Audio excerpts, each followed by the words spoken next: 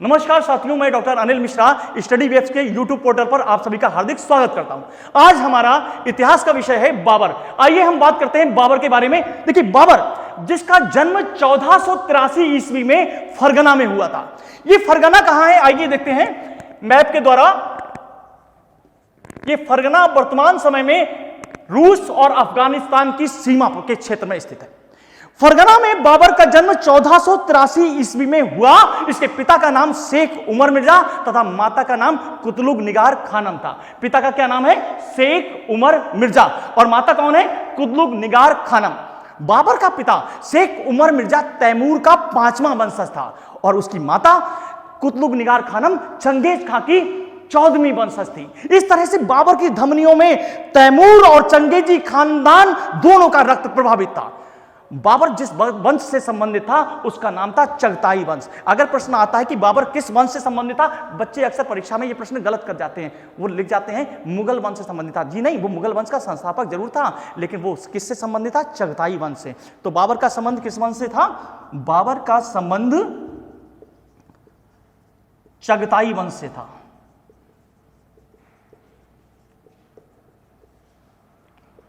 बाबर जब 12 वर्ष का था तो उसके पिता का देहांत हो गया। 12 वर्ष की अल्पायु में ही बाबर को फरगना का साम्राज्य संभालना पड़ा। बाबर के सामने तमाम समस्याएं उस मध्य एशिया में उपस्थित हो गईं, क्योंकि उस समय ईरानी भी बाबर के छोटे से राज फरगना पर अपना अधिकार करना चाहते थे और वहीं उज्बेक भी लगातार उसके राज्य पर आंखें जमाए हुए थे। उस्मानियों ने भी बाबर के फरगना पर अधिकार करने की लगातार कोशिशें बनाए रखी थी। बाबर को 12 साल की उम्र में इन तमाम लोगों का सामना करना पड़ा और बाबर ने मध्य एशिया के इन कबीलाई जातियों से बहुत कुछ सीखा। बाबर ने बारूद का प्रयोग ईरानियों से सीखा था, वहीं युद्ध की उस्मानी विधि उसने उस्मानियों से सीखी। और यही नहीं, बाबर ने उज्बेकों से तुगलमा युद्ध पद्धति सीखी थी, जिसका उसने सबसे पहली बार प्रयोग पानीपत के प्रथम युद्ध में किया था। अक्सर परीक्षा में यह प्रश्न आते हैं कि बाबर ने बारूद का प्रयोग किससे सीखा, तो हमारा उत्तर होगा बाबर ने बारूद का प्रयोग ईरानियों से सीखा। ईरानियों से बारूद का प्रयोग, बारूद का प्रयोग किससे सीखा? ईरानियों से। और जैसे मैंने आपको बताया था, उसने उस्मानी विधि किससे सीखी? उसने उस्मानी विधि जो है उस्मानियों से सीखी थी। उस्मानियों से उस्मानी विधि। और सबसे इंपॉर्टेंट जो क्वेश्चन है वो ये है कि बाबर ने तुगलमा युद्ध पद्धति किससे सीखी? हमारा उत्तर होगा बाबर ने तुगलमा युद्ध पद्धति उज्बेकों से सीखी थी। उज्बेकों से क्या सीखा उसने? उज्बेकों से तुगलमा युद्ध पद्धति, तुगलमा बार मेथड। देखिए, तुगलमा बार मेथड में क्या होता था कि सबसे पहले सेना के अग्रिम भाग में यानी अग्रिम पंक्ति में कुछ बैलगाड़ियां खड़ी कर दी जाती थी, जिनको कच्चे चमड़े से बांध दिया जाता था और उनके पीछे एक खाई खुदवा दी जाती थी जो हरे पत्तों से ढक दी जाती थी और उसके पीछे सेना तैनात रहती थी। बैलगाड़ियों के बीच में छोटी छोटी तोपों को रखा जाता था, जिससे कि वो दुश्मन को निशाना बनाए और दुश्मन की सेना जब कभी आगे आए तो वो उस बैलगाड़ियों के बीच में फंस जाए और वहां से भी अगर निकलने में सफल होती है तो वो उस खाई में गिर जाए। और इस तरह से सेना दो भागों से, दाएं भाग से और बाएं भाग, दोनों भागों से जाकर जो है सेना को पीछे से जो है निशाना बनाती थी। ये तुगलमा बार मेथड था और इसी के तहत बाबर ने इब्राहिम लोदी के विरुद्ध पानीपत के प्रथम युद्ध में तुगलमा युद्ध पद्धति से सफलता प्राप्त की थी। देखिए, एक क्वेश्चन परीक्षा में कई बार आया है कि बाबर ने भारत पर कितने बार आक्रमण की योजना बनाई? बाबर ने भारत पर 5 बार आक्रमण की योजना बनाई और 5वीं बार उसे सफलता हासिल हुई। 5 बार आक्रमण की योजना। देखिए, बाबर मध्य एशिया से बहुत कुछ सीख चुका था। बाबर ने सबसे पहले समरकंद पर अधिकार किया, लेकिन समरकंद पर जैसे ही उसने अधिकार किया तो फरगना उसके हाथों से निकलता उसे दिखाई दिया। अब बाबर फरगना पहुंचा और फरगना को पुनः अधिकार में लाने के लिए उसने जी तोड़ प्रयास किया, लेकिन दुर्भाग्य स्वरूप समरकंद इस बार उसके हाथों से निकल गया। बाबर ने यह प्रयास 3 बार किए। जब वो समरकंद पर अधिकार करता था तो फरगना उसके हाथ से निकल जाता था और जब फरगना पर अधिकार करता था तो समरकंद उसके हाथ से निकल जाता था। बाबर यह निश्चित जान चुका था कि मध्य एशिया की समस्याओं में अगर उलझा रहा तो कभी भी एक विशाल साम्राज्य की स्थापना का स्वप्न साकार नहीं कर सकता। लोगों ने उसको सलाह दी क्यों नहीं भारत की ओर अपना रुख करो, और अब बाबर ने भारत की ओर अपना रुख किया। जैसा मैंने आपको बताया कि बाबर ने 5 बार भारत पर आक्रमण करने की योजना बनाई और 5वीं बार उसे सफलता हासिल हुई। देखिए, बाबर ने सबसे पहले यह योजना बाजौर पर आक्रमण करके बनाई। बाजौर पर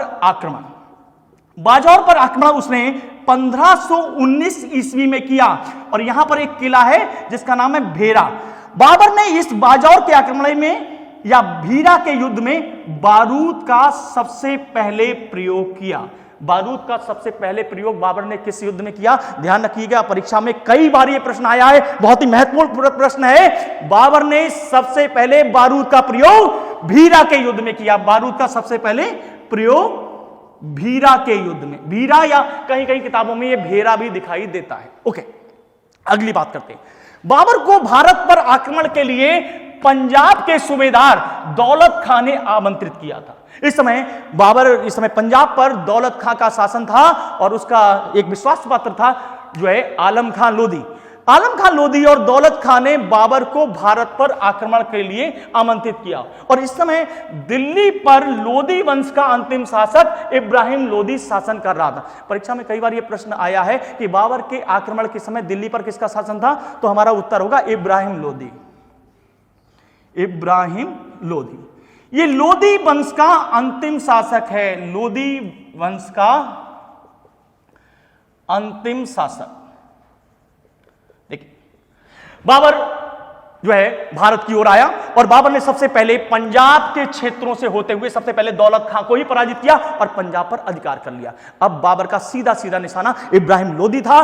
1526 में दिल्ली से कुछ दूर हरियाणा में पानीपत नामक स्थान पर बाबर और इब्राहिम लोधी की दोनों की सेनाएं आमने सामने खड़ी हो गई, और 21 अप्रैल 1526 को इतिहास का वो निर्णायक युद्ध हुआ जिसे पानीपत के प्रथम युद्ध के नाम से जानते हैं। तो पानीपत का प्रथम युद्ध किसके बीच हुआ? उत्तर होगा पानीपत का प्रथम युद्ध 1526 ईस्वी में बाबर व इब्राहिम लोधी के बीच हुआ। और जैसा कि मैंने आपको बताया कि बाबर ने इस युद्ध में सबसे पहली बार तुगलमा युद्ध पद्धति का इस्तेमाल किया। किसका इस्तेमाल किया? तुगलमा युद्ध पद्धति। तुगलमा युद्ध पद्धति, तुगलमा बार मेथड। बाबर ने इसमें सबसे पहली बार तुगलमा युद्ध पद्धति का इस्तेमाल किया। इब्राहिम लोधी को पराजित करने के बाद बाबर ने दिल्ली पर अधिकार किया, और दिल्ली पर 1526 ईस्वी में एक नए राजवंश की स्थापना की जिसे इतिहास में मुगल राजवंश के नाम से जाना जाता है।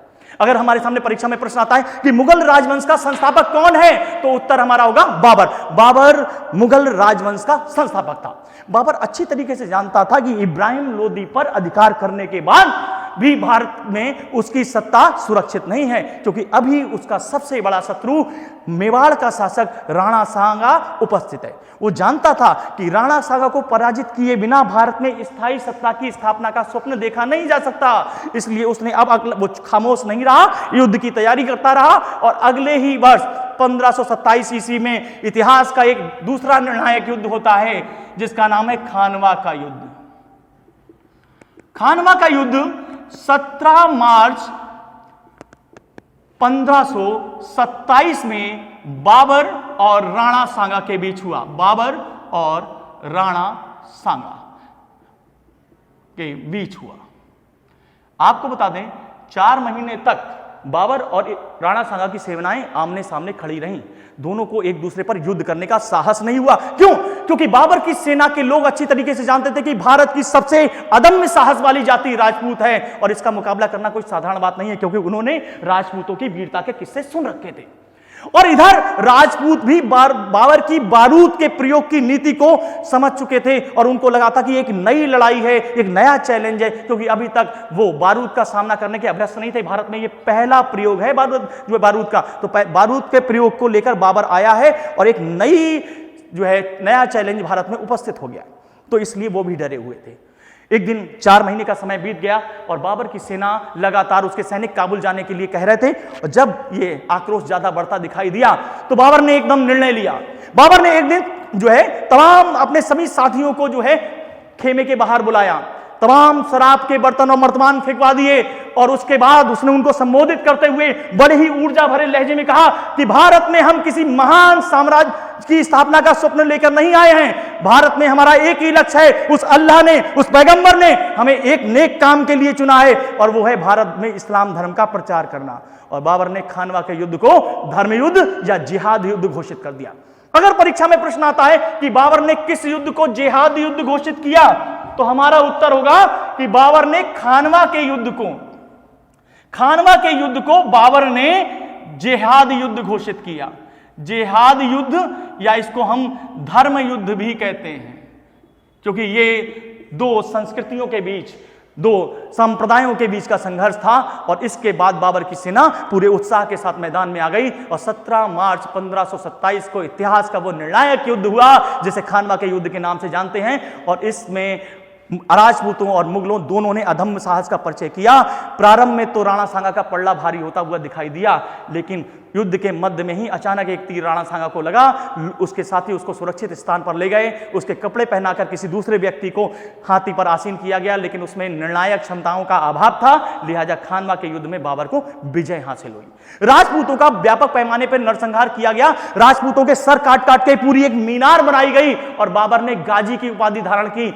गाजी का मतलब होता है काफिरों का नाश करने वाला। जो मूर्ति पूजक होते हैं उनको इस्लाम में काफिर कहा गया है, और उनका नाश करने वाला बाबर था, और काफिरों का नाश करने वाला गाजी कहलाता है। और बाबर ने खानवा के युद्ध के बाद गाजी की उपाधि धारण की।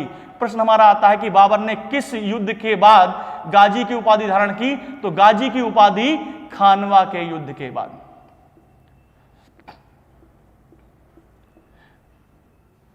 बाबर यही नहीं रुका, बाबर अगले वर्ष युद्ध की तैयारी करता रहा, क्योंकि बाबर के इस युद्ध में राणा सांगा का साथ उसके एक साथी ने दिया था जिसका नाम था मेदिनी राय। और 1528 ईस्वी में बाबर ने मेदिनी राय पर आक्रमण कर दिया और इतिहास का एक और निर्णायक युद्ध अस्तित्व में आया जिसका नाम है चंदेरी का युद्ध। और यह चंदेरी का युद्ध 1528 ईस्वी में बाबर व मेदिनी राय के बीच लड़ा गया। मेदिनी राय के बीच लड़ा गया। देखिए, ये काफी महत्वपूर्ण युद्ध है। 1526 में पानीपत का प्रथम युद्ध, 1527 में खानवा का युद्ध और 1528 में चंदेरी का युद्ध। बाबर का एक अंतिम युद्ध अभी अस्तित्व। देखिए, मैंने जैसे आपको बताया था कि इब्राहिम लोदी को पराजित करने के बाद उसकी सेना के कुछ अफगानी लोग बिहार की ओर भाग गए थे और बिहार की ओर फिर से संगठित हो रहे थे पुनः अपनी सत्ता की स्थापना के लिए। और एक बार फिर उन्होंने बाबर के सम्मुख चैलेंज उपस्थित कर दिया और 1529 में एक और निर्णायक युद्ध हुआ। इसको हम घाघरा के युद्ध के नाम से जानते हैं। 1529 में घाघरा का युद्ध बाबर व अफगानियों के बीच हुआ।